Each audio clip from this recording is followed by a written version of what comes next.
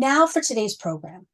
Ira Shapiro's 45-year Washington career has focused on American politics and international trade. Ira served 12 years in senior staff positions in the U.S. Senate, working for a series of distinguished senators, including Jacob Javits, Gaylord Nelson, Abraham Ribkoff, Thomas Eagleton, Robert Byrd, and Jay Rockefeller.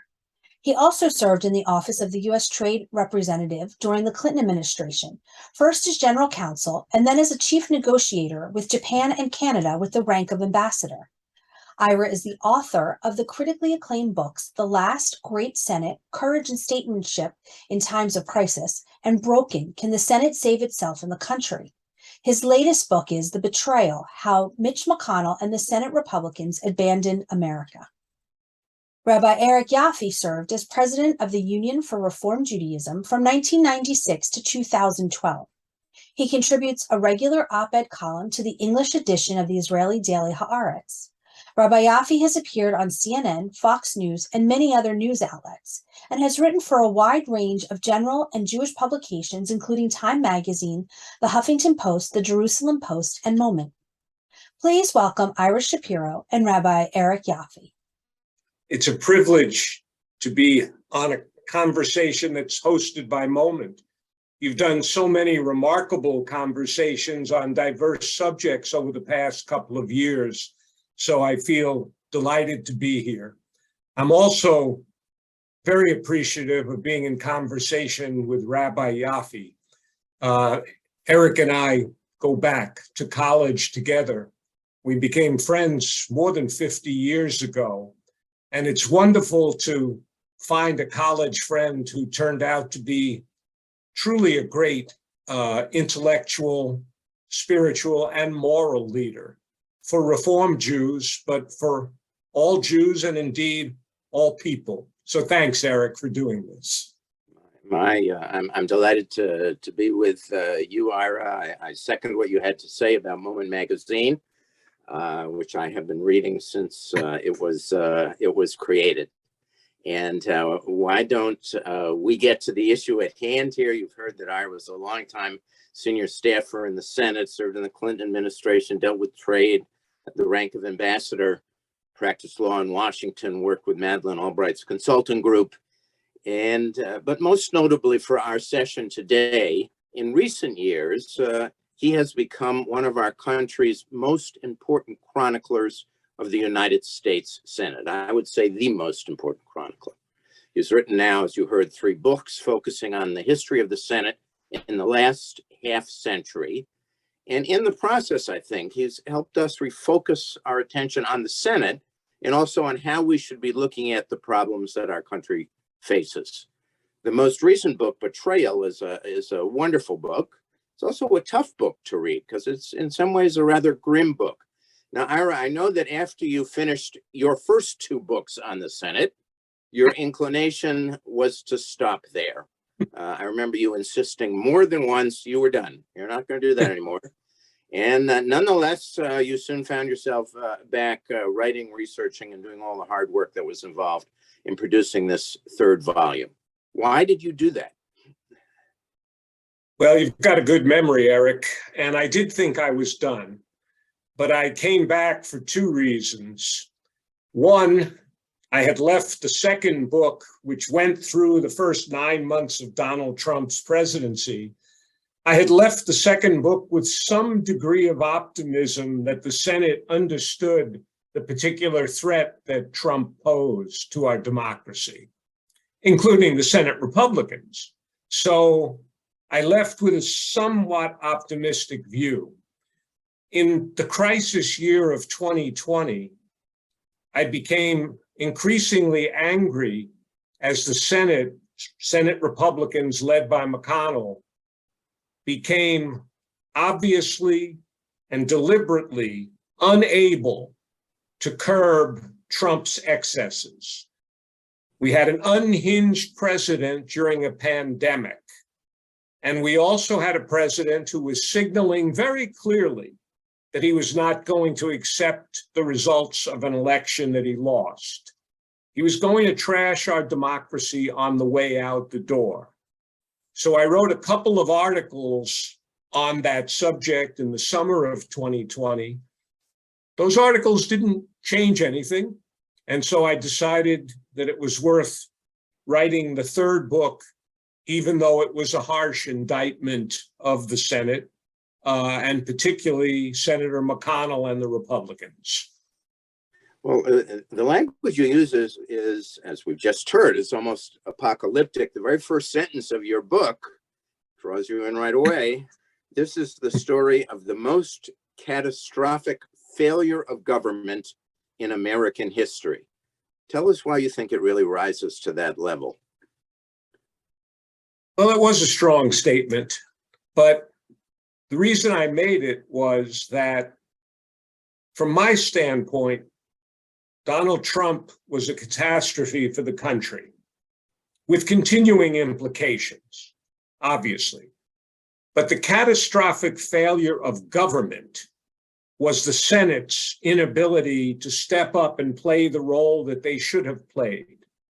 The Senate had the fundamental responsibility to check a rogue president.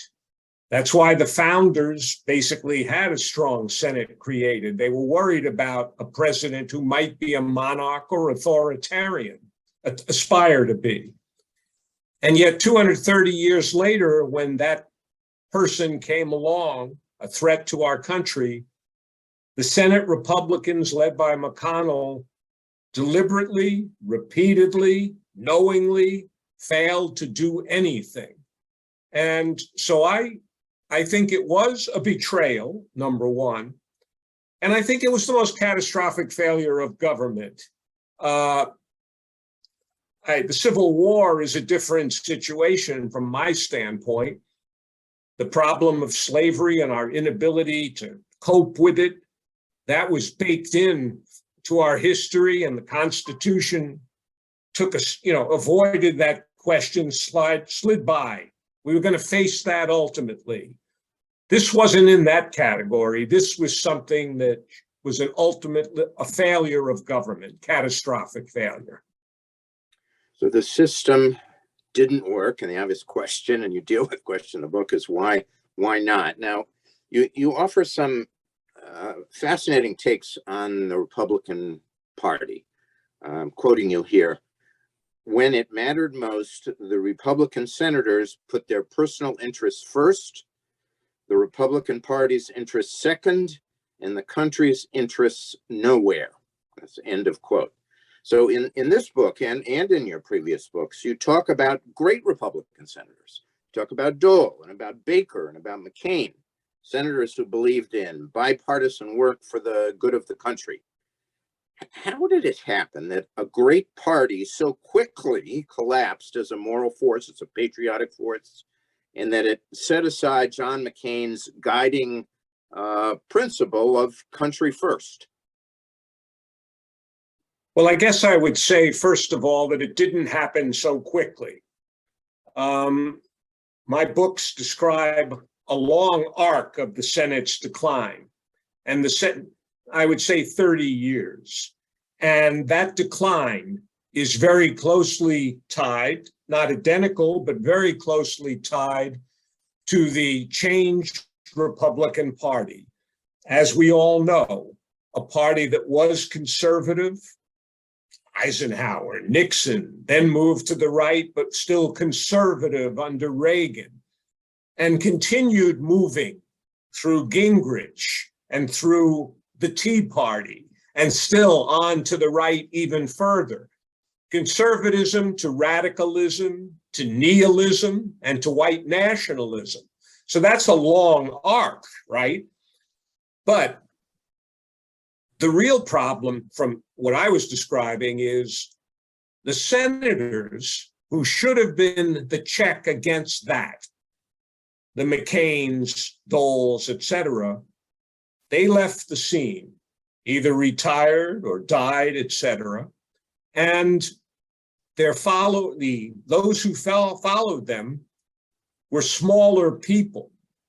They were devoted perhaps to their party, not to the country. They were focused on their states, sort of political hacks and state legislators almost, rather than senators. Senators have a national responsibility, and particularly in a time of crisis. So there was a long arc, and then there was how they reacted to Trump. A lot of people, of course, deal with the issues that you're talking about, and they tend to sort of point the finger in a different direction, and they talk about the broad societal forces, the intense partisanship that we have, the tribalism of today, the 24-hour news cycle, the ever-presence of Twitter and of Facebook. But you really put that aside. You say, no, that's not what's to blame. Your words were, senators have agency. You suggested they could have changed things. They could have stood up to Trump. But they didn't, and much of your book suggests it's because of Mitch McConnell. An interesting question. How did McConnell have such a grip on them? Well, first of all, I completely agree with the major factors that you cite that make our politics so difficult. Certainly, to start with, the parties were much further apart. We're aligned on regional grounds, racial grounds, ideological grounds. So they're further apart than they were. No question. The 24/7 cable media, the shrillness of our debates, the cost of campaigning, no question, all those are factors. But from my standpoint, that impels those 100 people who have the privilege of being senators to lift their game and do more to overcome differences and bring people together rather than exacerbate things. And that hasn't happened. And I single out McConnell because he has been one of the most successful political leaders ever, 16 years as Republican leader. He has surfed the madness of the Republican Party and stayed in power. But he hasn't used his power to bring people together. He hasn't used his power to try to overcome our differences.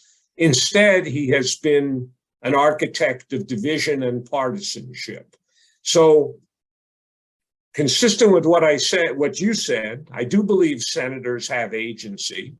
I do think they can make things better or worse, and he's made things worse. You paint an interesting, in your book, an interesting picture of Senate history. And, you referred to this a few minutes ago. In the 1950s, Senate was dominated by Southern conservatives blocking civil rights. You make a point of saying the Senate was not always a model of integrity in American history.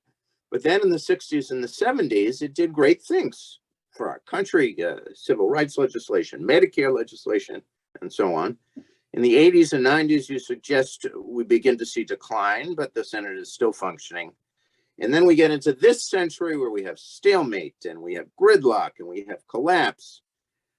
Tell us a little bit about the Reid-McConnell relationship. You spend a good deal of time. They began, there were high expectations initially. There were even maybe some promising sparks of what might happen, but it didn't really evolve in the way that we had hoped. How did Reid and McConnell relate to each other, and how did they think about their responsibility to the country?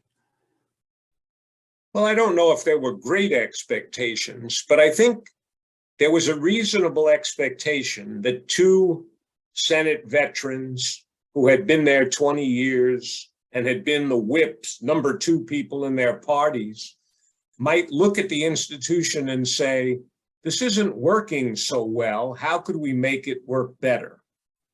To my knowledge, that conversation never happened. And they became faction leaders.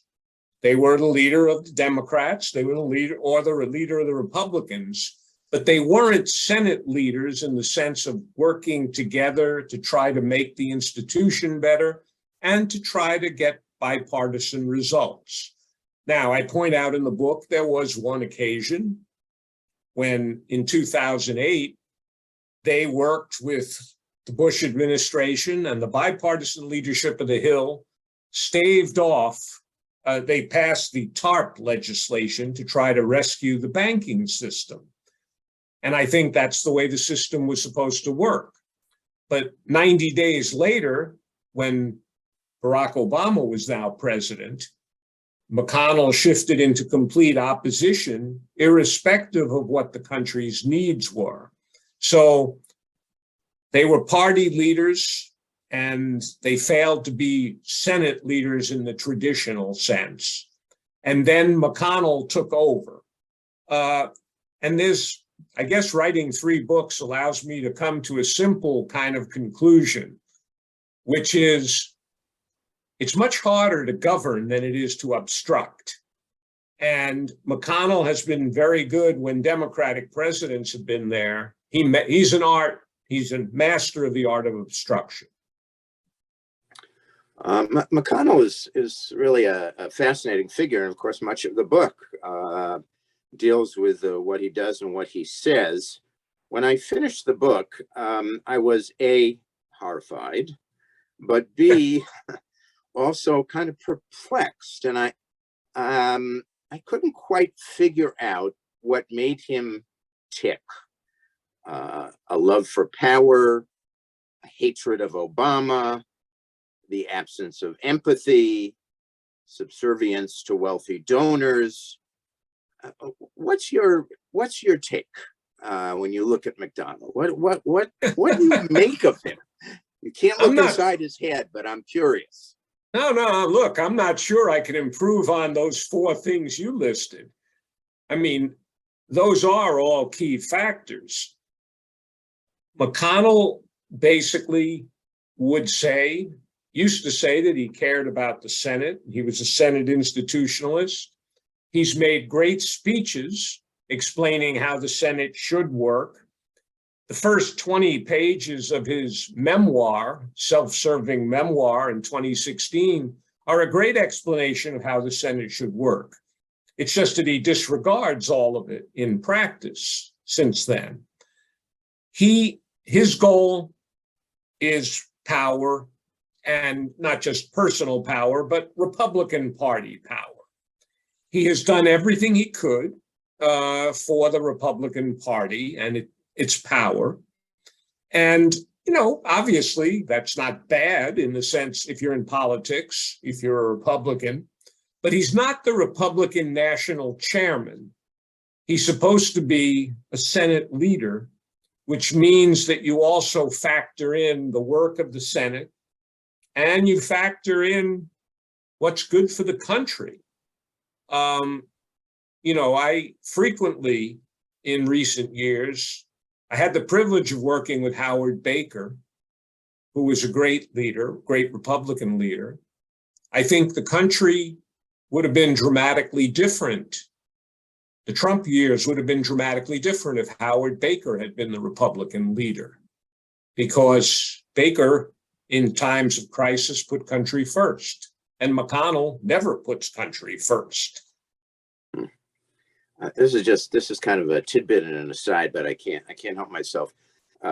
You talk about McConnell lacking the empathy gene, and then you point out he was the only Republican to attend the funeral of Joe Biden's son.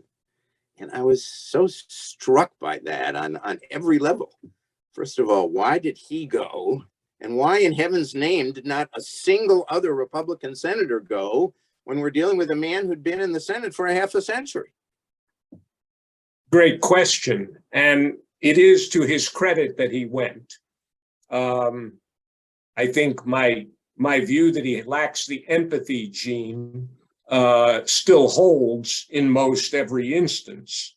I commented that in my observation in 2020, the only death in the country he really cared about was Ruth Bader Ginsburg's, because it opened the door to a Supreme Court seat. But I think it was good that he went to Joe Biden's son's funeral. And I think it's disgraceful. I agree with you that the others didn't. I would say that McConnell, if you read his memoir, McConnell disdained Obama in a way that was really hard to read. And he mocks a lot of other leaders, even those he's serving with. But he did like Biden. He has some affection for Biden. And I point that out, but I also point out the fact that Biden is still a Democratic president, and therefore he has to fail from McConnell's standpoint. All right. Now, McConnell's issues, as I read your book, were opposition to campaign finance laws, opposition to healthcare legislation, a conservative majority on the Supreme Court. Of course, these are also the priorities of his party. To some extent, you just answered this question, but I'll ask it again. If McConnell did not exist, or he had stepped down in 2005 and 2006, do you think it might be different? Was there any conceivable leader of the Republican Party at that stage who might have produced a different outcome? It's hard, of course, to prove the counterfactual, but I do think that McConnell has done some things that, in fact, no one else would have thought of. I mean, I think he is unique. I don't think anyone else would have thought of preventing President Obama from nominating Merrick Garland or having Garland's nomination considered for nearly a year. That was McConnell. I don't think anyone else would have actually had the nerve to ram through Amy Coney Barrett's confirmation 8 days before Election Day in 2020. Michael Tomasky, a great journalist and author, has said, he once said, will, W-I-L-L, is the most overrated commodity in politics. Larger forces are at work. McConnell disproves that. McConnell actually shows that individual will can actually change the course of history. Yeah, I must admit, I read your account, which was a wonderful account, and was, perhaps this just reflects my own naivete, but I was surprised by the utter shamelessness of McConnell's actions on blocking Garland. What he did was not illegal, but it was contrary to established norms that had governed Senate procedures for a very long time. And he said then, and he says today, that preventing Garland from getting a hearing was his proudest accomplishment. He basically said, I threw out the rules and I'm delighted. Yeah. Are there other Republicans in the Senate who at least pretend to come up with a rationale or express some regret or some sorrow or some justification? Well, first of all, he may have amended his accomplishments because he now says Amy Coney Barrett was his greatest accomplishment, because that locked in the, I won't use the phrase conservative because I don't believe it's a conservative majority. That locked in the extreme right-wing majority. But I think that, no, I mean, McConnell did something unprecedented. And you put your finger on it a little bit because our system requires playing this hard game of politics, but in a system where norms and traditions and customs have a role. That's the boundaries of the system. And there's a great book, 2017 book by Professors Levitsky and Ziblatt, How Democracies Die. And they say, it's not enough to have a constitution and laws. You also have to have two things: mutual toleration, we're losing that, and forbearance. Forbearance. You don't do everything that's not illegal. You don't press your power to the limit. And that's what McConnell did. He pressed his power to a new limit. Now, And the other thing about McConnell that I deplore is he also likes to rewrite the history. So his speeches will say every escalation of the judicial wars was done by the Democrats. I mean, the Democrats weren't perfect, but it's McConnell that took the historic steps. Let's turn a little bit to some of the maybe more current implications here. After discussing the 3 confirmations of Supreme Court justices, which takes up a good part of the book, and it's fascinating, you quote Linda Greenhouse of the New York Times as saying basically that change in the Supreme Court usually comes slowly, but with Trump and McConnell, the court will change dramatically in a very short time. How worried are you about what the court is going to do to America, to basic rights and established values? I'm very worried about it. And as Linda Greenhouse, who has written so brilliantly about the court, the speed of this change, the Dobbs decision overturning Roe versus Wade, the decision that New York can't regulate concealed handguns, even though they've been doing it for 108 years, the changes in the church-state balance, all done in the first year or first term, where we have the court majority, the 6-person court majority. No, we have a lawless court. We have a radical court. And for America, that's a very dangerous thing. And it's a court that's not just radical, it's a court that's radical and came about through a corrupted confirmation process. If you put those things together, you're threatening grave damage to the democracy.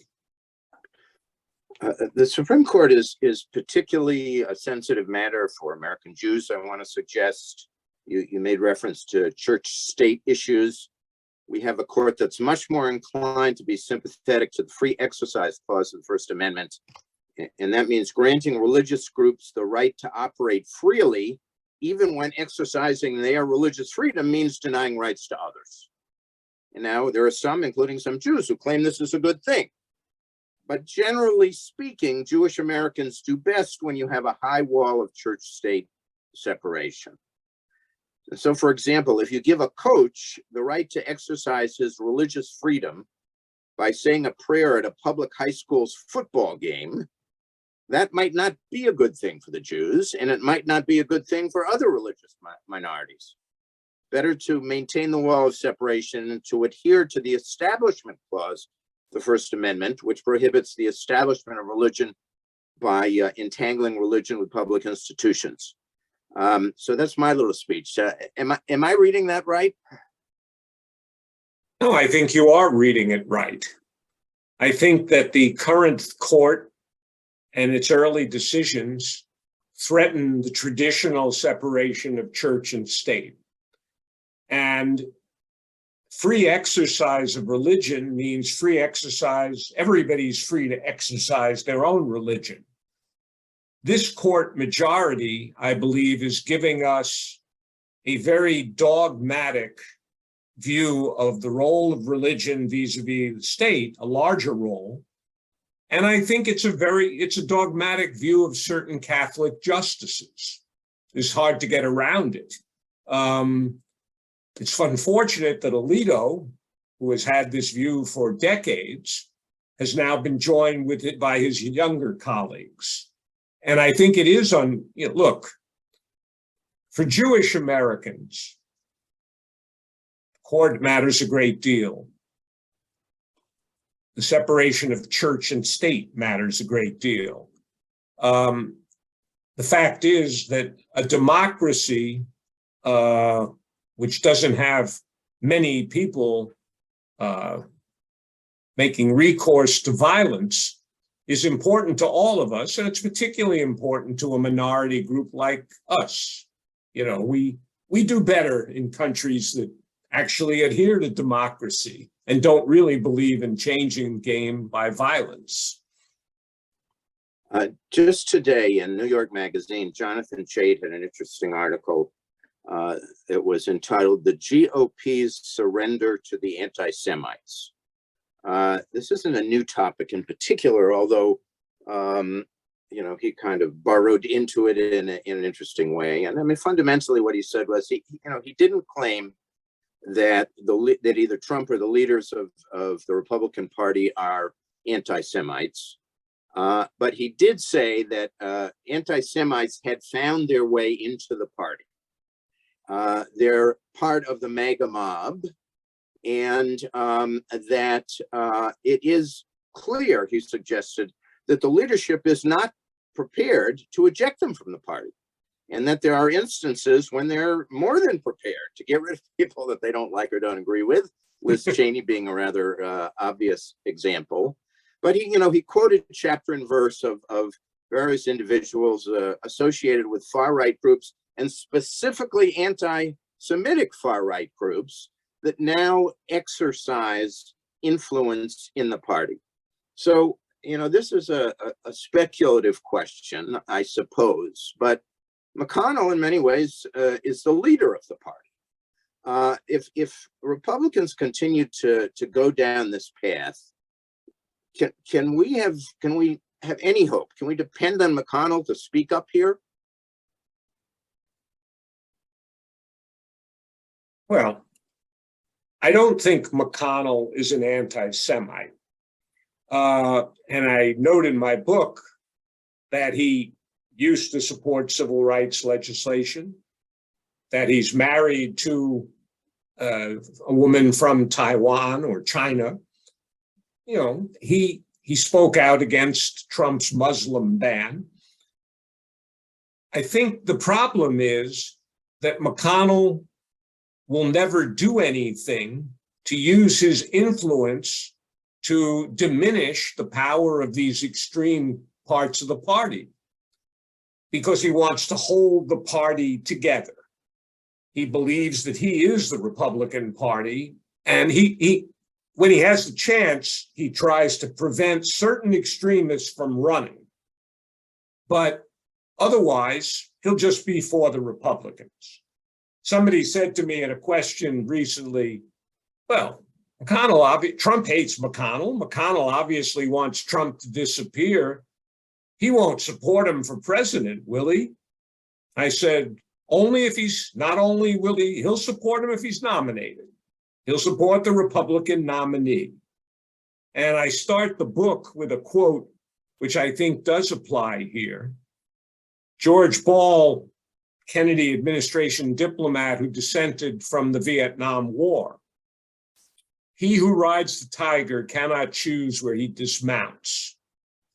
McConnell thought that he could control the situation, I think. He underestimated Trump's depravity, and he underestimates the forces in the party. And he hasn't been strong enough to do anything about them.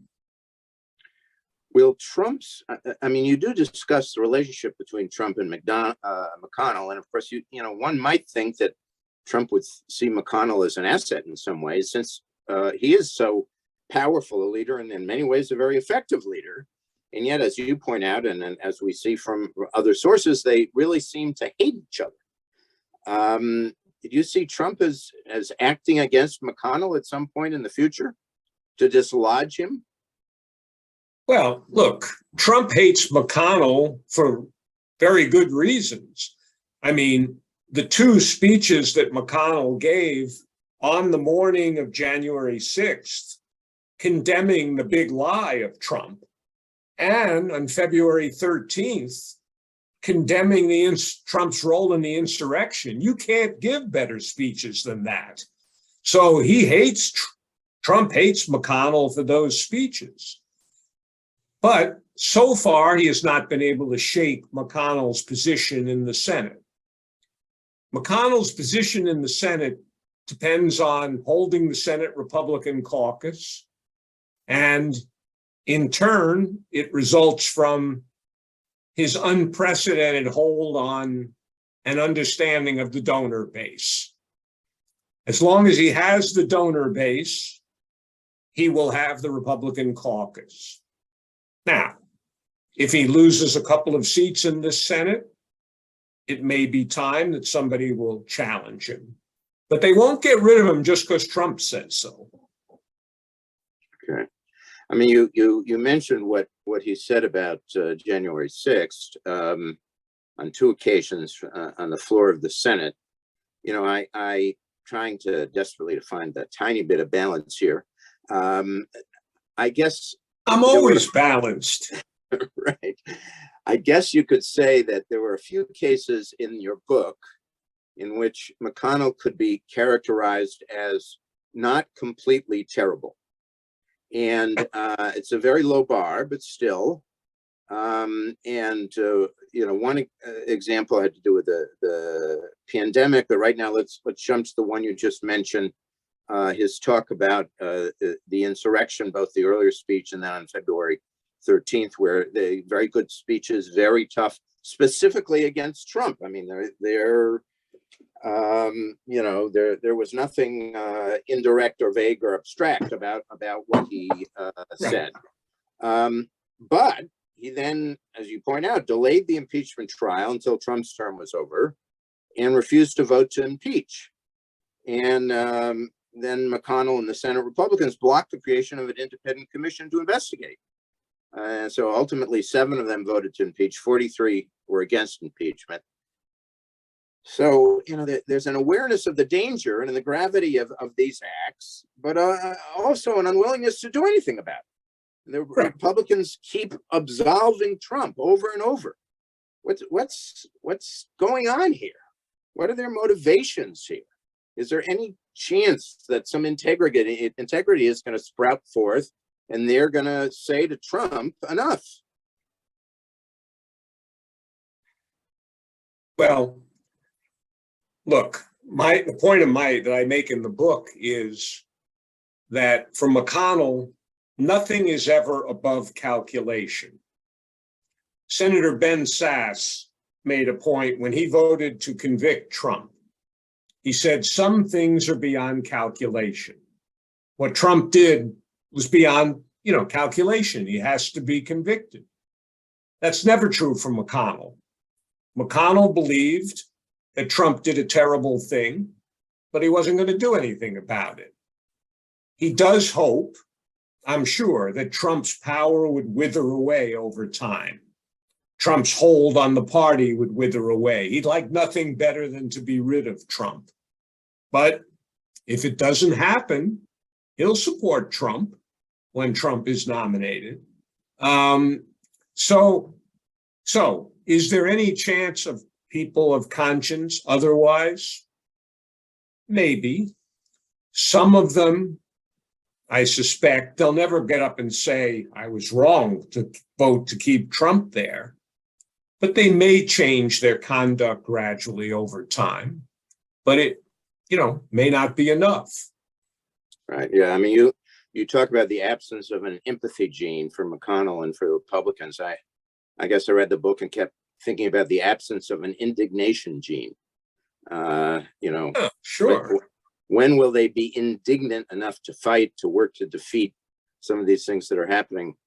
All right. In any case. Well, Bill Kristol, leading Republican never Trumper, leads Defenders of Democracy. He's worked with me on a couple of things. He's endorsed my book. Bill is discouraged with how many Republicans they've been able to break away. Not as many. He thought Trump, he's still working at it, but Trump's hold on the party has remained stronger than one would hope. Today, Lindsey Graham proposed a bill that would involve the federal government banning abortion after 15 weeks. And this appears to challenge McConnell's position against a federal ban. Do you have any sense here of how McConnell might handle this? Well, I think McConnell handles Lindsey Graham by sometimes rolling his eyes. because Lindsey Graham has repeatedly said we shouldn't have a leader who doesn't have a good relationship with Donald Trump. But Lindsey never really does anything about it. And Lindsey's got his own legal problems to worry about. McConnell, look, I think McConnell doesn't know how the abortion issue is going to play out. He regards the court that overruled Roe versus Wade as his greatest accomplishment. Let's see what happens. I mean, a lot of us who believe that there's a strong majority against that decision took heart in the results in Kansas. But that strong majority has to be proven in votes across, in the polling places across this country. Right now, a federal law on 15 weeks banning abortions after 15 weeks, which is what John Roberts was essentially favoring in the Dobbs case, I don't think it satisfies either side. And yet, the playing out of the abortion battles in every state for the next God knows how many years isn't a welcome thing to think about either. Let's wrap up by talking a little bit about what we do about all of this. Your thesis is that the Senate was already broken by the late 90s and the early aughts. Even before Trump became president, the Republicans wouldn't reach across the aisle and cooperate on legislation to benefit the country. And then when Trump was elected and began his assault on democracy, the Senate really failed completely and catastrophically.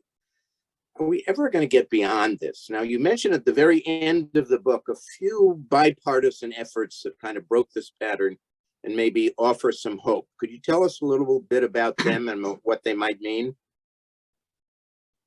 Well, there's always some gang of 9 or 12 or 14 senators with Susan Collins and Joe Manchin and Lisa Murkowski kind of in the middle, trying to make the thing work on a bipartisan basis. And those groups have had a little bit of success. And I have to say, we have to notice that there have been some legislative accomplishments this year, some of which were in the bipartisan range. Infrastructure bill last year, gun safety bill this year, veterans health. You can see some accomplishments. There are some people that want to get some things done. So you could see the evolution of a group of people who don't want to waste their lives in an institution that is failing. But I've been disappointed. I've encouraged that kind of group to come forward. And sometimes I point to the green shoots of evidence, and then they disappoint me. But there are people that would like the Senate to work better. But I think the only thing that matters now is electing Democratic senators and defeating Republican senators and Senate candidates.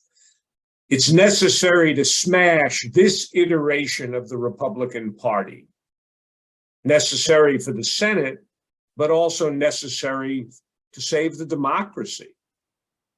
If there's going to be a reasonable conservative party, that's fine, let it happen. But right now, we have, as the president said, a semi-fascist party or a MAGA party. So that's the first item on the agenda now. You can't, filibuster reform, that's sort of interesting. Smashing the Republican Party in its current iteration is what's needed. Our last question, and then we'll go to questions from our listeners. Jamel Bowie in the New York Times wrote a couple of pieces, and he suggested making the Senate more like a House of Lords in Great Britain.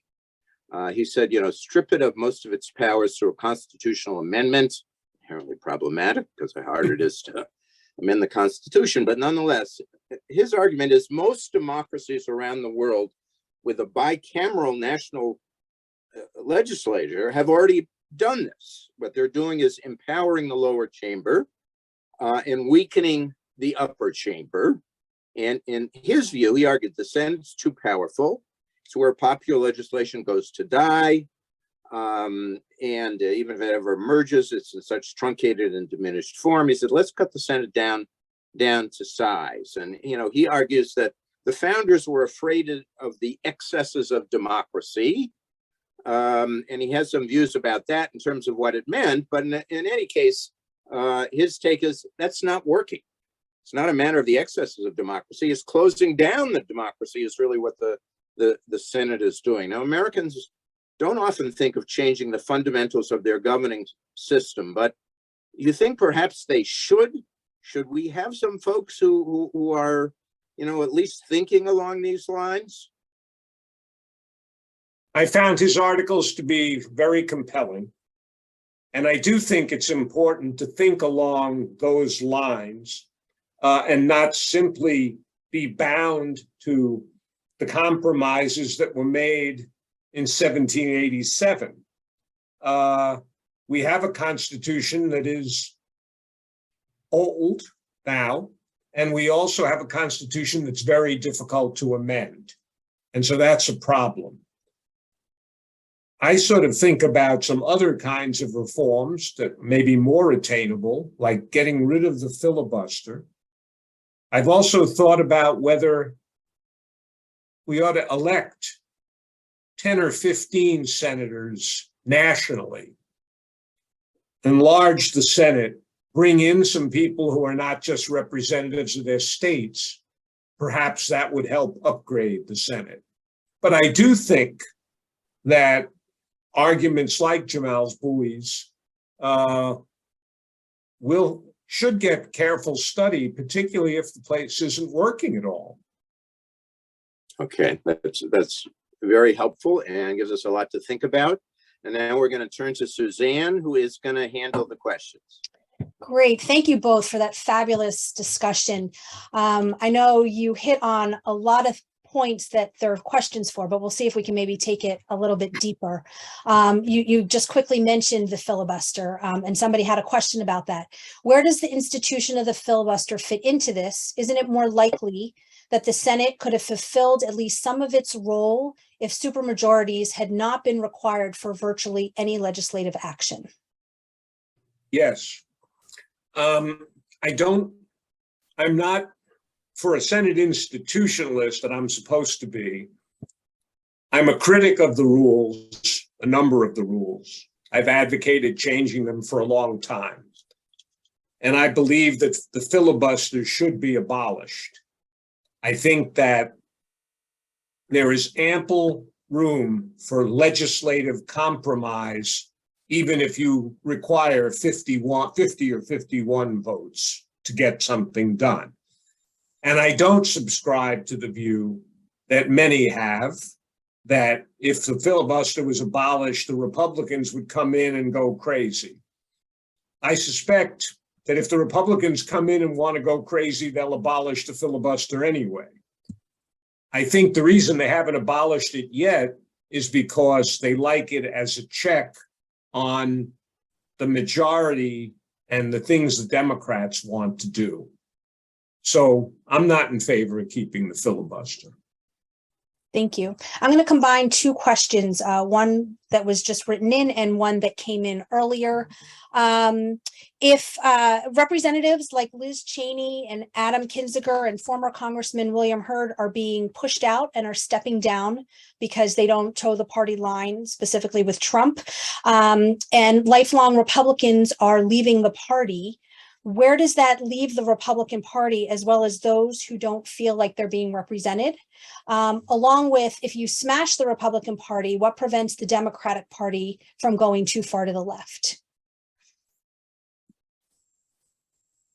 Well, I favor smashing the Republican Party because this iteration of the party is dangerous and radical, dangerous to democracy and extreme. I think that if you defeat them, something else will rise up the same way that the Whigs gave rise to the Republicans and Abraham Lincoln in the 1850s. Something else could happen. But I do think I'm trying to remember your last point. Repeat your last point, because I thought it was an important one. Oh, sorry, the extremism of the Democrats. Mhm. I think the extremism of the Democrats, A, is overrated, and B, like they're 10 yards away from the 50, as opposed to 40 yards away from the 50 on the other side. And there's a range of Democrats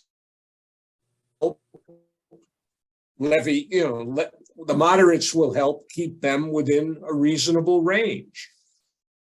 I don't accept, and I don't think most people do, that there's been some symmetrical change.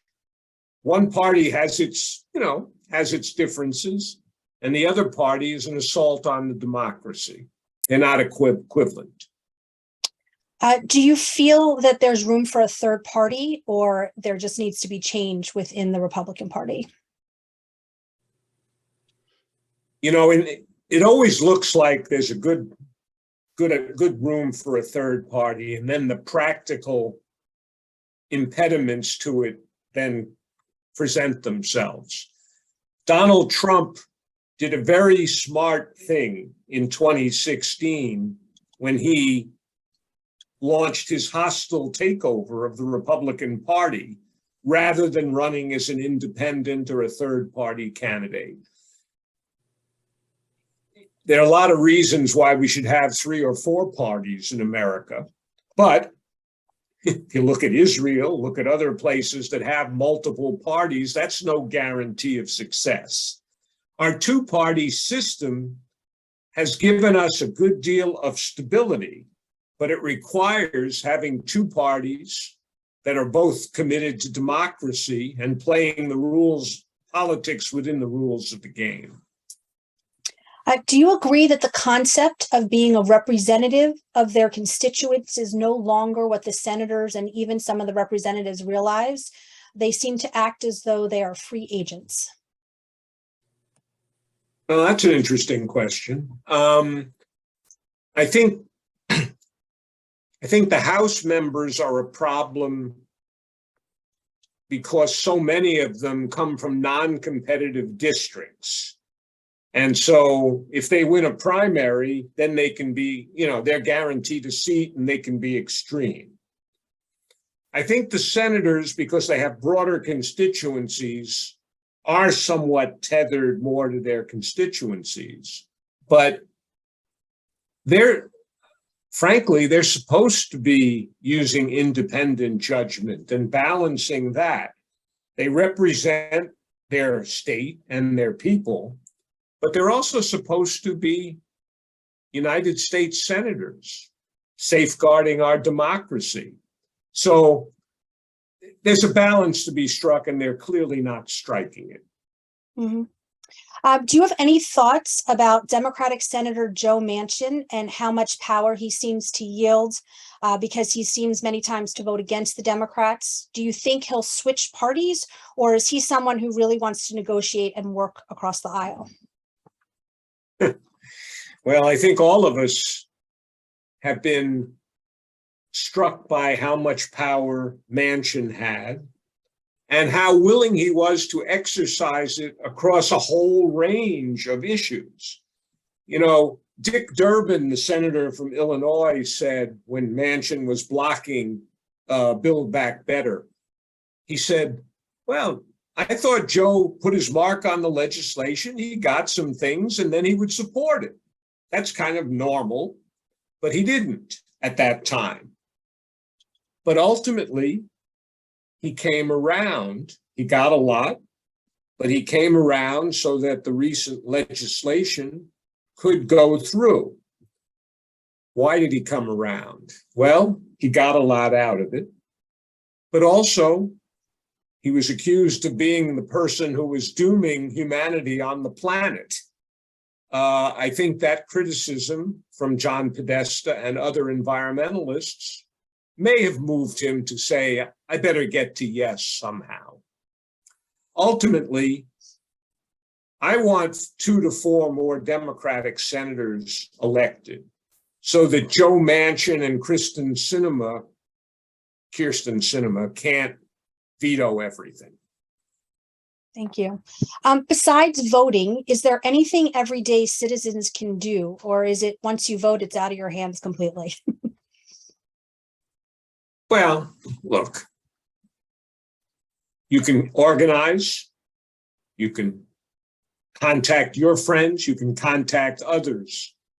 You can get a call list and call people in states that are contested. You can contribute money. Everyone can find things to do. So I think it's incumbent on all of us to recognize that the fate of the democracy is really up for grabs. It's really hanging by a thread. This is the first election since the insurrection, the first election since the Dobbs decision overturning Roe versus Wade. It has to cause a strong response.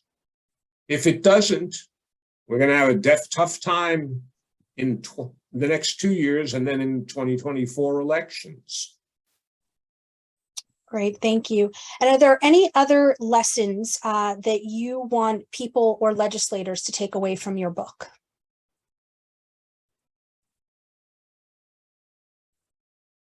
I'd like them to recognize, and this is pretty much the Senate, but it's also true of the House. They have these extraordinary privileged positions. They have a wonderful opportunity to do good for the country. And there aren't very many of them that ever get that opportunity. What angered me in 2020, we have a crisis going on in the country. We have doctors and nurses and other frontline responders trying to cope with COVID. We have teachers desperately trying to figure out how to educate kids. We have people in the meatpacking plants keeping our food supply going, even though they're risking COVID. And these 100 privileged people are failing in their responsibility. They have to step up and be real senators and understand what they're doing there. Great, thank you. And on that note, I'm sorry we didn't get to all of the questions. We do have to wrap. I want to thank Rabbi Yoffie and Ira Shapiro for joining us and giving us this great discussion. I want to let people know that we will send out an email later in the week that will include a link to the recording that you can watch again or share with others. It will also include a link to Ira's book, Betrayal. And please remember to go to momentmag.com where you can sign up for next week's program, The Road to Gender Equity. Again, thank you both, and we'll see everybody next time. Thank you, Suzanne. Thank you. Suzanne. Thanks, Eric. Bye-bye. Good to see you, Eric.